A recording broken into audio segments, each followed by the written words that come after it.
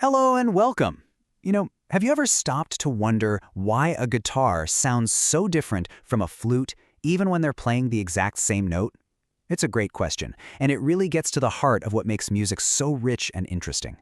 So today, we're going to crack open the Soundwave and see what's really going on inside. It really all boils down to this. Think about it. You've got a pure, simple beep from a computer. It's clean, sure, but it's also kind of thin, a little lifeless. But then you hear a single note from a piano, and it's just full of character and complexity. So where does all that richness actually come from? Okay, so take a look at this. This is what a complex musical sound wave actually looks like. At first, it just seems chaotic, right? Almost random. But here's the secret. Hidden inside this one messy-looking wave is a whole collection of simpler, perfectly organized ingredients. And we're about to unlock that secret. Our first stop on this journey is the world of harmonics. The best way to think about these is like a fingerprint for sound. They are the invisible components that give every single instrument, and every voice for that matter, its own distinct identity. And here it is, the big reveal. That super complex wave we saw, it's really just the sum of several pure, simple sine waves all added together. Each one of these is a harmonic. It's the specific blend, how loud each one is compared to the others, that creates a sound's unique character. In music, we've got a word for this. It's called timbre. Every sound has to be built on a foundation, and in audio, that foundation is called the fundamental frequency. It's the lowest and usually the loudest frequency in the mix. This is the part our brain hears and identifies as the actual pitch of the note. It's the main idea, so to speak. We also call this the first harmonic. Now, to make this really concrete, let's just imagine its frequency is 100 Hz. This is our base layer, our starting point. And this is where the magic happens, and it's beautifully simple. The second harmonic is a pure sine wave that's vibrating at exactly double the fundamental frequency. So if our fundamental is 100 Hz, this second harmonic is humming along at precisely 200 Hz. And I bet you can guess the pattern here. It just keeps going in this perfectly predictable way. The third harmonic is exactly 3 times the fundamental, so 300 Hz. The fourth would be 400, the fifth 500, and on and on. And get this, every complex musical sound is built from this series. The only thing that makes a violin different from a trumpet playing the same note is just the volume of each of these individual harmonics. Okay, now you've probably also heard people use the term overtones, and this can get a little confusing, so let's clear it up. It's actually super simple. The term harmonics starts counting at 1 with the fundamental frequency itself, but overtones start counting at 1 above the fundamental. So just remember this little trick. The first overtone is the exact same thing as the second harmonic. It's really just a different naming system for the same stuff. So, we've got our ingredients, right? The harmonics that make up a sound's fingerprint. But that's only half the story. The other half is all about the sound's shape, how its volume actually changes over time, from the very first moment it appears to the second it fades into nothing.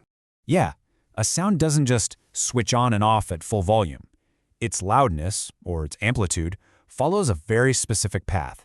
We call this shape the envelope, and it's what gives a sound its dynamic character. It's the difference between the sharp, sudden hit of a drum and the slow, gentle swell of a violin. This envelope is famously broken down into 4 stages, often called ADSR. First, you've got the attack, which is how fast the sound gets to its loudest point. Then there's the decay. That's the little drop in volume right after the initial peak. Sustain is the steady volume the sound holds while you're holding the note. And finally, release is how long it takes for the sound to fade away completely after the note ends. Now, right at the very beginning of that attack phase, we find these little things called transients. Think of them as super short, high-energy bursts of sound that define the initial hit. It's that sharp click of a pick hitting a guitar string, or the hard T or P sounds in someone's voice. Transients are what give a sound its punch and its definition. Okay, so we've got our ingredients, the harmonics, and we have the recipe for how their volume behaves over time, the envelope.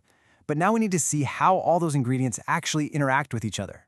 This brings us to the really cool concept of phase, and its unwanted cousin, distortion. Phase is really all about timing. Remember, a complex wave is made of lots of simple waves, and phase just describes how the peaks and troughs of those waves line up with each other. If their peaks align, they add up and get louder.